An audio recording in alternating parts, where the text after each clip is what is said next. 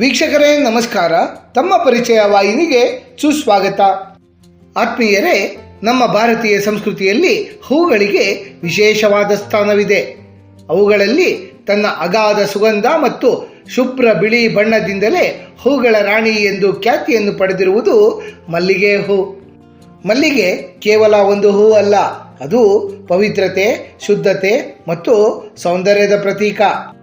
ಪ್ರಾಚೀನ ಕಾಲದಿಂದಲೂ ಸಹ ದೇವರ ಪೂಜೆಯಿಂದ ಹಿಡಿದು ಸಾಹಿತ್ಯದ ವರ್ಣನೆಯವರೆಗೂ ಸಹ ಮಲ್ಲಿಗೆಯ ಸುಗಂಧ ಅಚ್ಚಳಿಯದೆ ಉಳಿದುಕೊಂಡಿದೆ.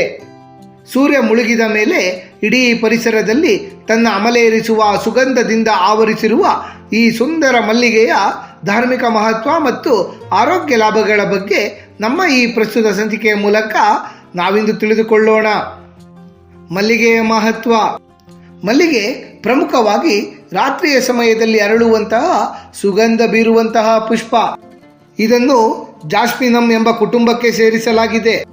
ಮಲ್ಲಿಗೆಯ ಮೂಲ ನಮ್ಮ ಭಾರತ ದೇಶ, ಅದರಲ್ಲಿಯೂ ವಿಶೇಷವಾಗಿ ಹಿಮಾಲಯದ ತಪ್ಪಲು ಮತ್ತು ನಮ್ಮ ದಕ್ಷಿಣ ಭಾರತದ ಬಯಲು ಪ್ರದೇಶಗಳಲ್ಲಿ ಇದು ಸಹಸ್ರಾರು ವರ್ಷಗಳಿಂದಲೂ ಬೆಳೆಯಲ್ಪಡುತ್ತಲಿದೆ. ಪ್ರಾಚೀನ ಕಾಲದಲ್ಲಿ ಋಷಿಮುನಿಗಳು ತಮ್ಮ ಆಶ್ರಮದಲ್ಲಿ ಶ್ರೇಷ್ಠ ಸುಗಂಧಕ್ಕಾಗಿ ಮತ್ತು ತಮ್ಮ ಯಜ್ಞ ಯಾಗಾದಿಗಳಲ್ಲಿ ಪವಿತ್ರ ದ್ರವ್ಯವಾಗಿ ಬಳಸಲು ಮಲ್ಲಿಗೆಯನ್ನು ಬಳಸುತ್ತಿದ್ದರು. ಹಗಲಿನಲ್ಲಿ ಹರಳುವ ಹೂಗಳು ಚಿಟ್ಟೆ ಅಥವಾ ಜೇನುನೊಣಗಳನ್ನು ಪರಾಗಸ್ಪರ್ಶಕ್ಕಾಗಿ ಆಕರ್ಷಿಸುತ್ತವೆ. ಆದರೆ ರಾತ್ರಿ ಸಂಚರಿಸುವಂತಹ ಪತಂಗಗಳನ್ನು ಪರಾಗಸ್ಪರ್ಶಕ್ಕಾಗಿ ಆಕರ್ಷಿಸಲು ಮಲ್ಲಿಗೆ ರಾತ್ರಿ ಸಮಯದಲ್ಲಿ ಅರಳುತ್ತದೆ. ಕತ್ತಲಲ್ಲಿ ಬಣ್ಣ ಕಾಣದಿದ್ದರೂ ಸಹ ಗಾಢವಾದ ಸುಗಂಧದ ಮೂಲಕವೇ ಮಲ್ಲಿಗೆ ಪತಂಗಗಳನ್ನು ತನ್ನತ್ತ ಆಕರ್ಷಿಸುತ್ತವೆ. ಆದ್ದರಿಂದ ಮಲ್ಲಿಗೆಯನ್ನು ರಾತ್ರಿಯ ರಾಣಿ ಎಂದೇ ಕರೆಯಲಾಗುತ್ತದೆ. ಮಲ್ಲಿಗೆ ಬಹಳ ಮಂಗಳಕರ ಪುಷ್ಪವಾಗಿದೆ.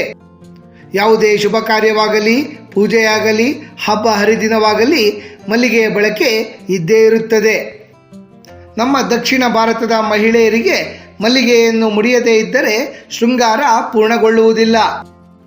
ಮಲ್ಲಿಗೆಯನ್ನು ಮುಡಿಯುವುದು ಮಂಗಳಕರ ಮತ್ತು ಸೌಭಾಗ್ಯದ ಸಂಕೇತ ಎಂದು ಪರಿಗಣಿಸಲಾಗುತ್ತದೆ. ಈ ಮಲ್ಲಿಗೆಯು ನಮ್ಮ ಕರ್ನಾಟಕದ ಸಾವಿರಾರು ರೈತಾಪಿ ಕುಟುಂಬಗಳ ಬೆನ್ನೆಲುಬಾಗಿದೆ.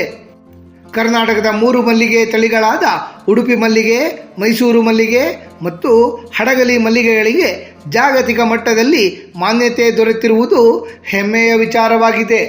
ಮಲ್ಲಿಗೆಯ ಪೌರಾಣಿಕ ಮಹತ್ವ. ಮಲ್ಲಿಗೆ ಭೂಲೋಕಕ್ಕೆ ಬಂದುದರ ಕುರಿತಾಗಿ ಒಂದು ರೋಚಕವಾದ ಕಥೆ ಇದೆ. ಪುರಾಣಗಳ ಪ್ರಕಾರ ಮಲ್ಲಿಗೆಯ ವಿವಿಧ ತಳಗಳು ಇಂದ್ರದೇವನ ಸ್ವರ್ಗಲೋಕದ ನಂದನವನದಲ್ಲಿ ಇದ್ದವಂತೆ. ದ್ವಾಪರಾಯುಗದಲ್ಲಿ ಪ್ರಭು ಶ್ರೀಕೃಷ್ಣ ಪರಮಾತ್ಮರು ತಮ್ಮ ಪತ್ನಿ ಸತ್ಯಭಾಮೆಗಾಗಿ ನಂದನವನದಿಂದ ಪಾರಿಜಾತವನ್ನು ಭೂಲೋಕಕ್ಕೆ ತಂದಾಗ ಅದರೊಂದಿಗೆ ಮಲ್ಲಿಗೆಯಂತಹ ಇತರ ಸುಗಂಧಿತ ಸಸ್ಯಗಳನ್ನು ಸಹ ಭೂಲೋಕಕ್ಕೆ ತಂದರು ಎಂಬ ಉಲ್ಲೇಖವಿದೆ. ಹೀಗಾಗಿಯೇ ಮಲ್ಲಿಗೆಯನ್ನು ಸ್ವರ್ಗಲೋಕದ ಪುಷ್ಪ ಅಥವಾ ದೇವಲೋಕದ ಪುಷ್ಪ ಎಂದು ಕರೆಯಲಾಗುತ್ತದೆ. ಹಿಂದೂ ಪುರಾಣಗಳ ಪ್ರಕಾರ ಪ್ರೇಮದ ದೇವರಾದಂತಹ ಕಾಮದೇವನು ಕಬ್ಬಿನ ಬಿಲ್ಲನ್ನು ಮತ್ತು 5 ಬಗೆಯ ಹೂಗಳ ಬಾಣಗಳನ್ನು ಬಳಸುತ್ತಿದ್ದನಂತೆ. ಆ 5 ಪವಿತ್ರ ಹೂಗಳಲ್ಲಿ ಮಲ್ಲಿಗೆಯೂ ಸಹ ಪ್ರಮುಖದ್ದಾಗಿದೆ. ಮಲ್ಲಿಗೆಯ ತೀವ್ರವಾದ ಸುಗಂಧ ಮನುಷ್ಯನ ಮನಸ್ಸಿನ ಪ್ರೇಮದ ಭಾವನೆಯನ್ನು ಜಾಗೃತಗೊಳಿಸುತ್ತದೆ. ಕಾಮದೇವ ವಸಂತ ಕಾಲದ ಅಧಿಪತಿಯೂ ಹೌದು. ಮಲ್ಲಿಗೆ ವಸಂತ ಹಾಗೂ ಬೇಸಿಗೆಯ ಕಾಲದಲ್ಲಿ ಹೇರಳವಾಗಿ ಅರಳುವುದರಿಂದ ಇದನ್ನು ಕಾಮದೇವನಿಗೆ ಅತ್ಯಂತ ಪ್ರಿಯವಾದ ಪುಷ್ಪ ಎಂದು ಪರಿಗಣನೆ ಮಾಡಲಾಗುತ್ತದೆ. ಧಾರ್ಮಿಕ ಮಹತ್ವ.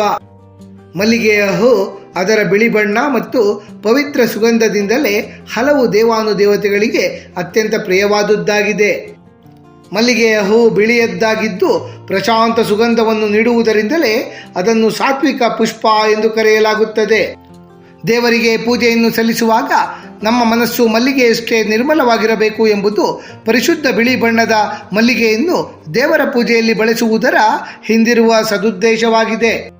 ಮಲ್ಲಿಗೆಯ ಸುವಾಸನೆ ಪೂಜಾ ಸ್ಥಳದಲ್ಲಿ ಧನಾತ್ಮಕ ಕಂಪನಗಳನ್ನು ಸೃಷ್ಟಿಸಿ ಭಕ್ತರಲ್ಲಿ ಏಕಾಗ್ರತೆ ಮತ್ತು ಪ್ರಶಾಂತತೆಯನ್ನು ಮೂಡಿಸುತ್ತದೆ.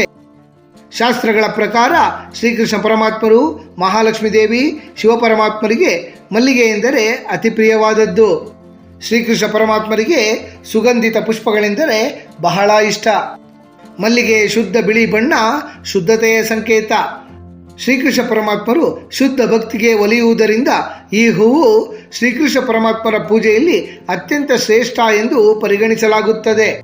ಪ್ರಭು ಶ್ರೀಕೃಷ್ಣ ಪರಮಾತ್ಮರು ವೃಂದಾವನದಲ್ಲಿ ಗೋಪಿಕೆಯರೊಂದಿಗೆ ಮಲ್ಲಿಗೆಯ ಬಳ್ಳಿಗಳ ನಡುವೆ ವಿಹರಿಸುತ್ತಿದ್ದರು ಎಂಬ ಉಲ್ಲೇಖವಿದೆ.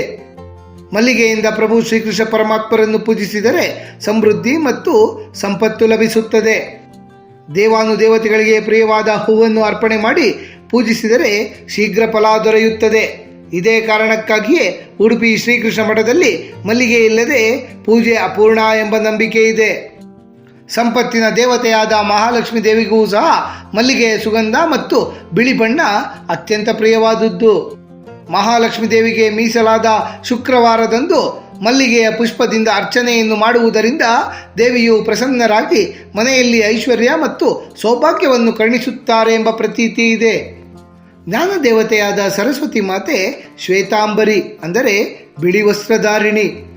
ಸರಸ್ವತಿ ದೇವಿಗೆ ಕೆಂಪು ಅಥವಾ ಗಾಢ ಬಣ್ಣದ ಹೂಗಳಿಗಿಂತಲೂ ಮಲ್ಲಿಗೆಯಂತಹ ಬಿಳಿ ಪುಷ್ಪಗಳೇ ಹೆಚ್ಚು ಪ್ರಿಯವಾದವಾಗಿವೆ.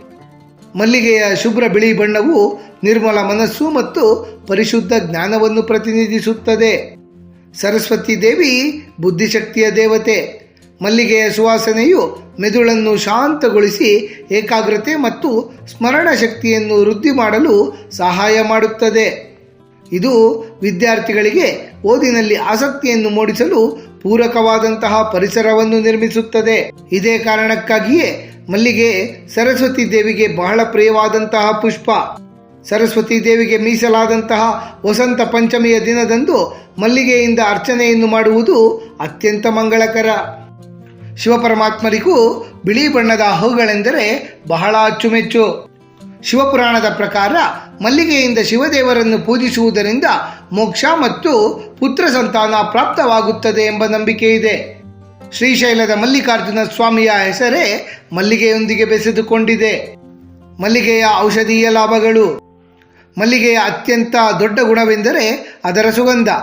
ಮಲ್ಲಿಗೆಯ ಸುಗಂಧ ಮೆದುಳಿನಲ್ಲಿ ಎಂಡೋರ್ಫಿನ್ ಎಂಬ ಸಂತಸದ ಹಾರ್ಮೋನ್ ಅನ್ನು ಬಿಡುಗಡೆ ಮಾಡಿಸುತ್ತದೆ. ಈ ಹಾರ್ಮೋನ್ ಆತಂಕವನ್ನೆಲ್ಲ ದೂರಾಗಿಸಿ ತಕ್ಷಣವೇ ಮನಸ್ಸನ್ನು ಶಾಂತಗೊಳಿಸುತ್ತದೆ. ರಾತ್ರಿ ಮಲಗುವ ಮೊದಲು ಮಲ್ಲಿಗೆಯ ಸುವಾಸನೆಯನ್ನು ಆಘ್ರಾಣಿಸುವುದರಿಂದ ಗಾಢವಾದ ಮತ್ತು ನೆಮ್ಮದಿಯ ನಿದ್ರೆ ಬರುತ್ತದೆ. ಮಲ್ಲಿಗೆಯ ಎಣ್ಣೆಯು ಚರ್ಮದ ಕಾಂತಿಯನ್ನು ಹೆಚ್ಚಿಸುತ್ತದೆ. ಮಲ್ಲಿಗೆಯ ಎಣ್ಣೆಯಲ್ಲಿರುವಂತಹ ಆಂಟಿ ಆಕ್ಸಿಡೆಂಟ್ಗಳು ಚರ್ಮ ಸುಕ್ಕಾಗುವುದನ್ನು ತಡೆಯುತ್ತವೆ. ಮಲ್ಲಿಗೆ ಎಣ್ಣೆಯನ್ನು ಕೂದಲಿಗೆ ಲೇಪಿಸಿಕೊಳ್ಳುವುದರಿಂದ ಕೂದಲಿನ ಬುಡ ಬಲಗೊಳ್ಳುತ್ತದೆ. ಮಲ್ಲಿಗೆ ಶೀತಕಾರಿ ಗುಣವನ್ನು ಹೊಂದಿರುತ್ತದೆ. ಮಲ್ಲಿಗೆಯ ಎಲೆಗಳನ್ನು ಅಗೆಯುವುದರಿಂದ ಬಾಯಿಯ ಹುಣ್ಣು ಶಮನವಾಗುತ್ತದೆ ಎಂದು ಆಯುರ್ವೇದ ಶಾಸ್ತ್ರಗಳು ಉಲ್ಲೇಖಿಸುತ್ತವೆ. ಕಣ್ಣು ಉರಿ ಉಂಟಾದಾಗ ತಾಜಾ ಮಲ್ಲಿಗೆ ಹೂಗಳನ್ನು ಕಣ್ಣಿನ ಮೇಲೆ ಇಟ್ಟುಕೊಳ್ಳುವುದರಿಂದ ತಂಪು ದೊರೆತು ಉರಿ ಕಡಿಮೆಯಾಗುತ್ತದೆ. ಮಲ್ಲಿಗೆ ಎಲೆಯ ರಸವನ್ನು ಗಾಯಕ್ಕೆ ಲೇಪಿಸಿದರೆ ಗಾಯ ಬೇಗನೆ ವಾಸಿಯಾಗುತ್ತದೆ. ಆತ್ಮೀಯರೇ, ಮಲ್ಲಿಗೆಯ ಹೂವಿನ ಕುರಿತಾಗಿ ಸಮಗ್ರ ಮಾಹಿತಿಯನ್ನು ತಿಳಿದುಕೊಂಡ ನಮಗೆಲ್ಲರಿಗೂ ಆ ಭಗವಂತನ ಕೃಪಾ ಕಟಾಕ್ಷ ಸದಾಕಾಲ ಇರಲೆಂದು ಕೋರಿಕೊಳ್ಳುತ್ತಾ ಈ ದಿನದ ಸಂಚಿಕೆಯನ್ನು ಮುಗಿಸುತ್ತಲಿದ್ದೇವೆ. ವೀಕ್ಷಕರೇ, ನಿಮಗೆ ಈ ವಿಡಿಯೋ ಇಷ್ಟವಾಗಿದ್ದಲ್ಲಿ ಲೈಕ್ ಮಾಡಿ, ಶೇರ್ ಮಾಡಿ ಮತ್ತು ಸಬ್ಸ್ಕ್ರೈಬ್ ಮಾಡಿ ಹಾಗೂ ಬೆಲ್ ಬಟನ್ ಒತ್ತುವುದನ್ನು ಮರೆಯಬೇಡಿ.